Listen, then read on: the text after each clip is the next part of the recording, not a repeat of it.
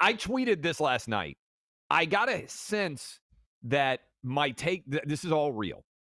I got a sense that my take on Superman, the new movie, had gone mega viral because yesterday I woke up and I had an email from a Japan news agency asking if they could interview me for my take on the new Superman movie. So when you see the Suntory commercials with Clay Travis in them or Sapporo, you will know that Clay is big in Japan. Let's just say it. Clay is big in Japan. In my entire career of sharing tons of opinions on everything under the sun, there has never been any request for me to be interviewed by any Japanese news agency. I think the one part we have to let everybody know though is that the director James Gunn. I used to be. I will say, if we were talking like late '90s, early 2000s movies, I was absolutely dialed in. I had my favorite directors, my favorite actors, excited about. I don't know who's been directing movies for the last 10 years. I basically have no idea. I don't pay attention because I think most movies absolutely stink. Almost all of them absolutely stink now. He said something though Here's the about, quote. yeah, there Here's you the go. James Gunn quote. So this is where it all started. In Variety magazine, which is like a Hollywood celebrity magazine, shared a story and said James Gunn says Superman is about an immigrant that came from other places, how we've lost the value of basic human kindness. Yes, it's about politics. That was James Gunn's take. He is the director of the new Superman movie that is opening. I think it may be already out or opening today or whatever else. I tweeted 3 days ago, and this is true. I'm going to skip seeing Superman. The director is a moron to say this publicly the week before release. America's desperate for apolitical entertainment. Hollywood's unable to deliver it. And then I continued. I said, I made a fun movie. I hope everyone of all backgrounds enjoys. Is it that hard to say this when you've been given hundreds of millions of dollars of studio money to make a summer blockbuster? It feels like Tom Cruise is the only Hollywood superstar who still gets this. That's what I don't even think of all my takes. Like, I think that is like one of the most tepid, non hot take, non crazy takes. It has evidently gone mega viral, and the Superman community of fans is furious at me. And this buck just in the last, I don't know, little bit on social media, I got the following messages sent to me on Instagram from Superman fans. These are people that are furious at me. This is a representative sample. I am deluged in angry Superman fan messages. Here is one. Hey, word that you can't say on the radio. I just want to let you know Superman has been an immigrant since he was created, and that calling stuff woke means you can't find a good reason to complain. You're being a bitch. You're an idiot. Wrong, you're being used. You piece of blank. Go kill yourself.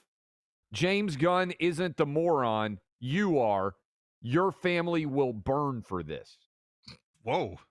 Your family will burn for this? Yeah, I just for my that's really getting Superman after it. movie take of, Okay, "Hey, it's okay. not a good idea to go mega political." This is crazy town. I'm going to give you a few things here. First of all, Superman is not an immigrant. All right, if we're going to play this conversation out a little bit, let's do it, okay? Superman is an alien. He is not a human being who is subject to another jurisdiction on this planet and has citizenship elsewhere. He is from another planet. Now, that to me is actually a good case, especially when your home planet has been destroyed, as Superman's has, if I remember my comic book lore. Superman, if anything, would be an asylum seeker, Oh. unlike all of the people who are showing up in America pretending that their planet was blown up, so to speak, pretending they can't go back to their home country. They are just fraudsters. So Superman is an alien, not an illegal alien, but an actual alien from another planet, does not have a jurisdiction on planet Earth that he should be in other than America.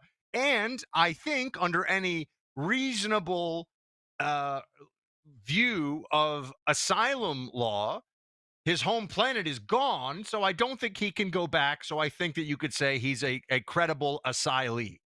Boom. Okay, that is amazing. You are gonna be nerding out because my wife is a superhero movie junkie, super nerd. All the boys go to all the movies and everything else. She actually was upset that all the Superman people are mad at me. And she sent me this because you're going to build on this, Buck. She's also a lawyer. She said they're totally wrong. And she said what you just said, Buck. Superman is actually a true asylum seeker. His planet was destroyed. All his culture and people are destroyed. His first landing is on American soil in Kansas. This is Laura Travis, lawyer. He's orphaned as his parents die. So he's legally adopted by the Kents, who are American citizens, thus giving him American citizenship. Even if not for 1 and 2, he has unique talents of great use to the U.S. that would be impossible to find after a thorough search for other candidates, thus qualifying him for EB-1A, controversially, visa and legal channel to full citizenship. On top of all this, he ends up being one of the most productive and useful members of society, choosing to hold 2 full-time jobs as both a journalist and a crime-fighting superhero. Now, this is She's all absolutely spot on. Correct. I didn't know I didn't know that Laura had written any of that. It's absolutely yes. correct. So the people that are the director of this movie saying he's just like an immigrant. No, jackass. That's not even vaguely correct. And this also builds on something that I was getting at when this went mega viral.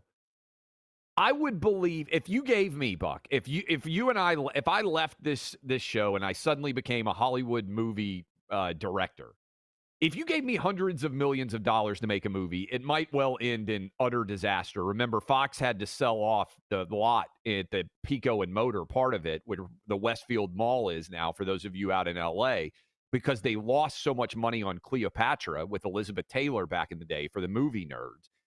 So it may well end in unmitigated disaster and the company might lose tons of money. But it wouldn't be because I said to half the country, hey, I'm trying to make an intensely political movie. I would go full Michael Jordan. Republicans buy sneakers too. I don't think it would have been smart of James Gunn to say, hey, I think it's super timely that Superman would come out right now because Donald Trump is a super president and he's Superman like in the way that he responded to the assassination attempt. And I think that if you hate Trump, you shouldn't come see this movie. Well, that wouldn't be smart, right? I actually would agree with that take, but it wouldn't be smart if you're trying to appeal to the whole swath of America. And I mean, look, we got a lot of people who listen in LA, and we've talked about this before.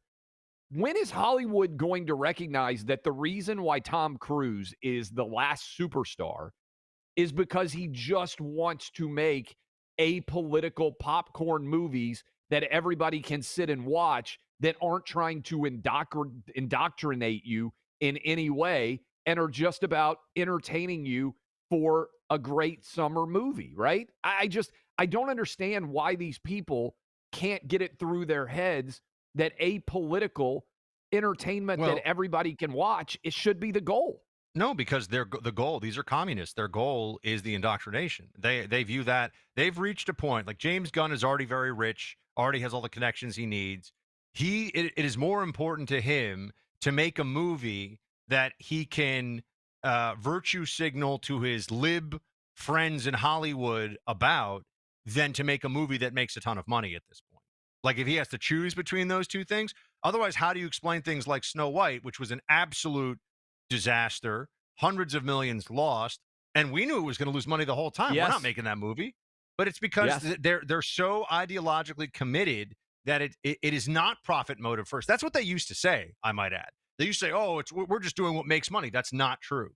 They care more about the mission of indoctrination than they do making money with these films, and you see it over and over again. Because every time we say this is going to be a disaster, this is going to be a bomb, it pretty much is. The only exception to that is the Barbie movie, which was so bad. Was so bad. I've still I never seen it. I couldn't get through it. I tried. I watched some of it. I'm like, this is just trash. Trash.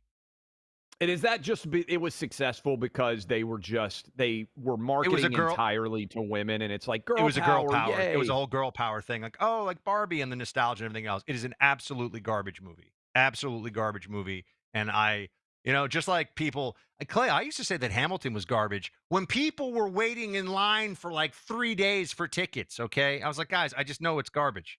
And it is garbage. And now more and more people agree with me because it's just what it is.